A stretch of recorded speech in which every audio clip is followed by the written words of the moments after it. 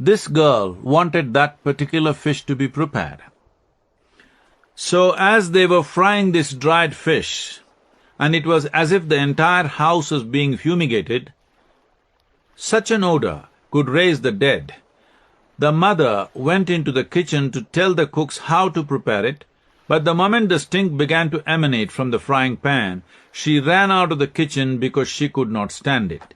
Meanwhile, the girl who was in the bedroom also smelled it and ran out, following the scent.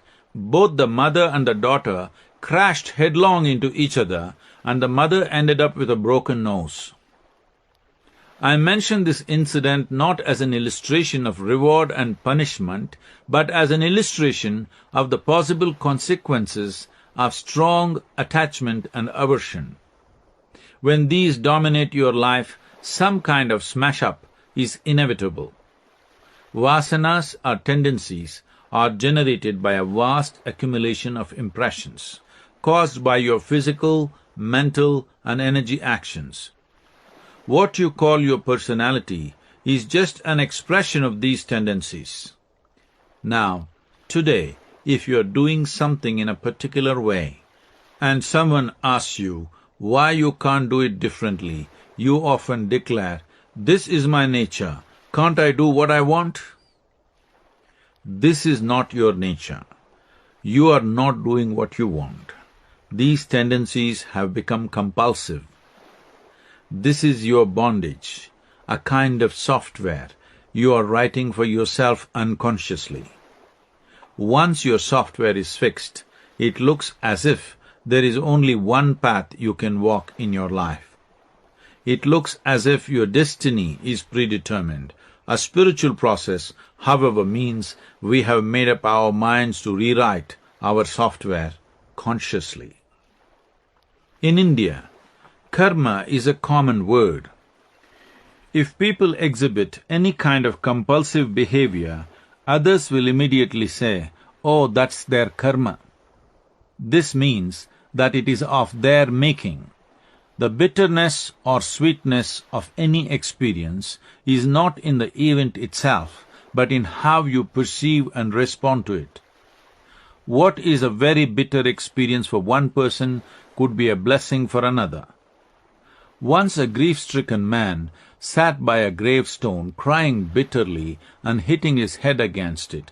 "My life, oh, how senseless it is! My body is a worthless carcass now that you have gone. If only you had lived, if only fate had not been so cruel, if only you hadn't left, how different my life would have been." A clergyman nearby overheard him and said, "I assume the person lying beneath this mound of earth was someone of great importance to you." "Importance? Yes, indeed," wept the man, wailing even louder. "It was my wife's first husband." So the quality of your life is always decided by how you experience life, not by what life offers you. It is important to remember that karma is not a negative word. Karma is what gives stability and structure to your life. Every moment, impressions are flooding in torrents into your system through your 5 sense organs, and each of them is being recorded. There is nothing wrong with this stored information. It is very useful for your survival. If you deleted all of it, you would not know how to handle even the simplest aspects of life.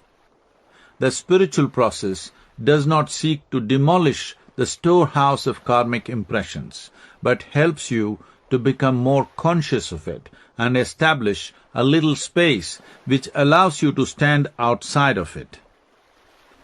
So your software is not in itself the problem.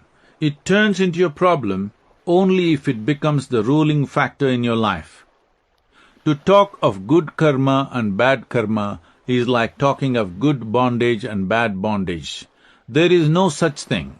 Karma is just your own creation. It is neither good nor bad. It is software that can be useful if you have some freedom from it. This is all the spiritual process aims to do, loosen the grip of karma upon you. Whatever be the nature of your past karma, there is enough awareness in a human being to take complete charge of the karma of the present moment. If you want any kind of transformation, any kind of forward movement in your life, it can only happen if you break the cyclical patterns of karma. Anything that is cyclical suggests constant motion, but it doesn't really go anywhere. If you are sensitive to life, you realize this early. If you are less sensitive, you realize this as you grow older. Everything may seem to be going your way. Your professional life may be flourishing, your capital may be increasing, your family may be thriving, but you are not really getting anywhere. The faster you achieve your success, the faster you realize this,